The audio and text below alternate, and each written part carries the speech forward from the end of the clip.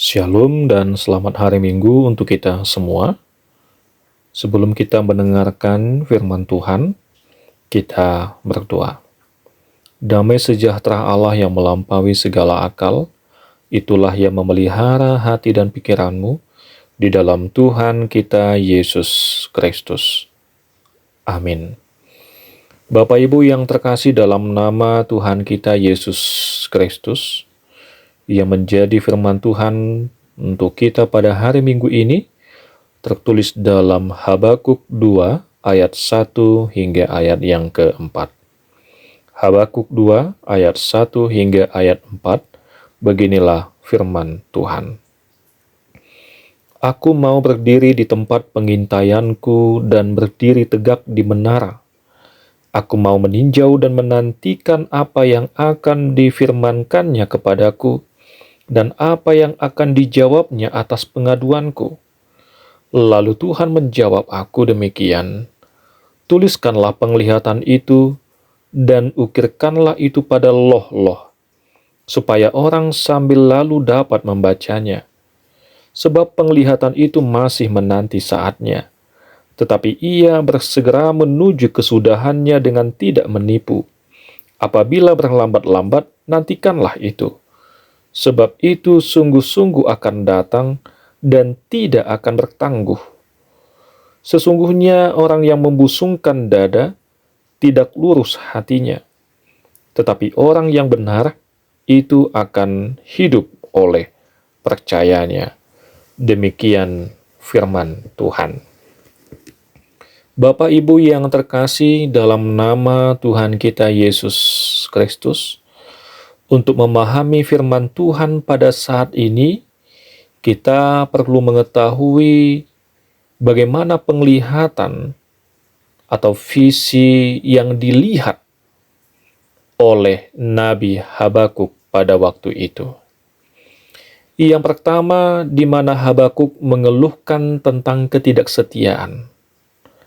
Habakuk mengeluh karena Allah tampaknya tidak peduli, karena Israel dipenuhi orang-orang yang tidak setia, di mana terjadi penindasan, ketidakadilan di antara umatnya terhadap sesamanya. Yang berikutnya Allah mulai angkat bicara. Dia mulai marah dan menghukum umatnya. Israel yang jahat dan tidak setia itu dihukum oleh Tuhan dengan cara mengirimkan suatu bangsa yang garang dan jahat, yaitu bangsa Kasdim. Dan kemudian Habakuk mempertanyakan, di mana letak keadilan Tuhan ketika orang benar yang hidup di Israel sudah hidup sengsara dan menderita karena ditindas oleh sesamanya yang orang fasik, dan sekarang orang yang benar di Israel pun kini harus menghadapi kenyataan Tuhan menghukum Israel dengan mengirim satu bangsa yang garang dan jahat, yaitu bangsa Kasdim. Tentu Bapak Ibu yang terkasih, penghukuman Allah juga akan berefek dalam kehidupan orang benar yang terkena dampaknya dari cara Allah menghukum orang Israel yang fasik. Inilah yang terjadi pada waktu itu. Itulah sebabnya secara khusus firman Tuhan pada hari ini menekankan bagaimana jawaban Tuhan atas penglihatan dan pengaduan yang disampaikan oleh Nabi Habakuk untuk hidup umatnya pada waktu itu. Bapak Ibu yang terkasih dalam nama Yesus Kristus, sekarang bagaimana kita memahami Habakuk 2 ini yang mengatakan orang benar akan hidup orang percaya? Mari kita bayangkan situasinya. Katakanlah bahwa Bapak atau Ibu sekalian, kita semua berada dalam posisi yang benar. Apakah kita sudah bisa menjadi damai dan tentram dengan perkataan orang benar akan hidup oleh percayanya, sementara orang benar sudah tertindas oleh orang fasik? Itu pasti sudah sangat menyesakkan. Kemudian Tuhan membeberkan rencananya kepada Habakuk bahwa nanti Israel akan mendapatkan hukumannya melalui bangsa Kasdim. Dan tentunya proses penghukuman itu juga akan dirasakan oleh kita yang notabene berada di dalam posisi yang benar atau orang benar. Sudah menderita, malah semakin menderita. Bukan mereka orang benar yang mau dihukum, tetapi mereka akan kena dampak dari penghukuman Tuhan melalui bangsa Kasdim kepada orang-orang Israel yang hidup dalam kefasikan. Tetapi walaupun demikian, Bapak Ibu yang terkasih, Tuhan tetap memberikan janji dan penguatannya kepada orang benar itu, dengan caranya yang mungkin sulit kita mengerti, di mana orang benar akan hidup oleh percayanya. Tentu di dalam iman dan percayanya kepada Tuhan, inilah yang akan tetap memberikan pengharapan kepada orang yang benar, bahwa orang yang benar diajar untuk menaruh dan meletakkan seluruh pengharapannya, bukan hanya pada kehidupan hari ini, tetapi kehidupan yang akan datang di langit yang baru dan bumi yang baru. Dengan demikian, Bapak Ibu yang terkasih, penderitaan yang mereka alami tidak menjadi sesuatu yang menyakitkan, sampai membuat mereka menyangkali imannya, di mana umatnya diajak untuk tetap bertahan, menjaga diri dengan hidup dalam kebenaran, betapapun sukarnya situasi yang dihadapi oleh mereka. Bapak Ibu yang terkasih dalam nama Yesus Kristus, tentu setiap orang pasti mempunyai pengharapan tersendiri di dalam hidupnya.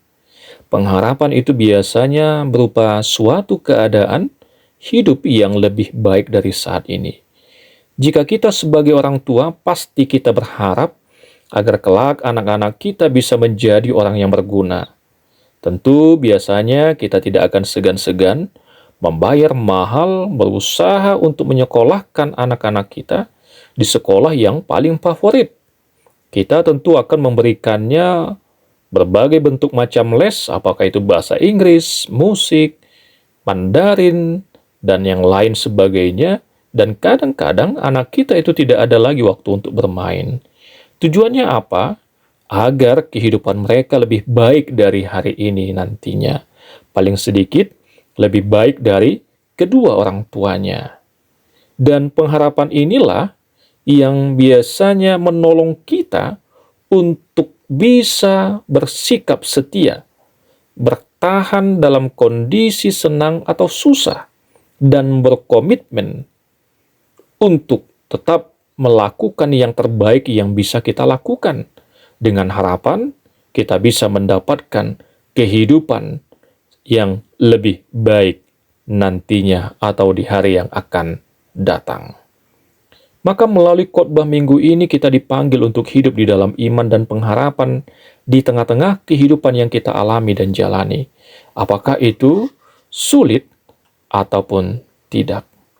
Jika kita pada saat ini merasa hidup kita tidak adil, apa yang kita alami tidak sesuai dengan apa yang kita harapkan dan pikirkan, jangan biarkan hal itu mengganggu iman dan percaya kita kepadanya. Mari, terangilah pandangan kita dengan pengharapan dan iman kita kepadanya. Ini adalah salah satu buah dari iman yang seharusnya ada pada diri setiap orang percaya. Jika kita merasa apa yang kita kerjakan dan alami pada saat ini, apakah itu situasi sulit, penderitaan, kesusahan, beban pikiran yang menyita dan menguras kehidupan dan pikiran kita, berdoalah dan tanyakan kepada Tuhan di mana titik masalahnya. Izinkan Tuhan berbicara dan memberitahukan rencananya kepada kita sambil terus memupuk pengharapan dalam ketaatan. Berikan yang terbaik dalam segala sesuatu yang bisa kita lakukan. Mari kita lakukan yang menjadi bagian kita dan percaya bahwa Tuhan akan melakukan bagiannya. Meski pekerjaan, aktivitas yang kita lakukan menyita waktu, tenaga, dan pikiran, meski semua itu saat ini terlihat seolah-olah menutup segala kemungkinan bagi kita untuk berharap apapun, tetaplah pegang pengharapan di dalam Kristus. Karena Alkitab sudah dengan tegas mengatakan bahwa masa depan sungguh ada dan harapanmu tidak akan hilang. Bapak Ibu yang terkasih, ada sebuah cerita tentang seorang petani kentang, di mana setelah dia mengalami panen, seluruh kentangnya diangkut ke bak mobilnya untuk dibawa ke pasar. Kemudian datanglah seseorang dan bertanya, "Pak petani, apakah tidak repot nanti memisahkan mana kentang yang besar dan mana kentang yang kecil?" Kemudian petani menjawab, "Oh, tentu saja tidak akan merepotkan. Sebab nanti dalam perjalanan menuju pasar akan ada begitu banyak goncangan karena jalan yang tidak rata yang akan dilalui oleh mobil angkutan ini. Kentang yang besar akan selalu tampil ke permukaan, sedangkan kentang yang kecil akan menjadi turun ke bawah dengan sendirinya." Itulah kebenaran yang bisa kita lihat dari kalimat orang benar akan hidup oleh percayanya. Dia tidak akan mudah goyang karena guncangan. Justru goncangan itulah yang membuat akhirnya mereka mampu tetap bertahan dan selalu mampu muncul kembali ke permukaan dan tidak tenggelam. Dan inilah yang menjadi kekuatan kita. Dan inilah yang menjadi harapan kita. Bahwasannya iman percaya kita kepada Tuhan itu tidak akan sia-sia. Karena Tuhan senantiasa akan memberikan kehidupan yang lebih baik, yang sesuai dengan kehendak-Nya dan juga sesuai dengan waktunya. Sebagai orang yang beriman, sebagai orang yang percaya, tetaplah hidup dalam pengharapan bahwasannya kehidupan kita, masa depan kita, tidaklah ditentukan oleh situasi dan keadaan apa yang kita alami, apa yang kita hadapi, tetapi kehidupan dan masa depan kita itu berada dalam tangan pengasihan Tuhan yang kita imani dan yang kita percayai di dalam kehidupan kita. Amin. Tuhan memberkati.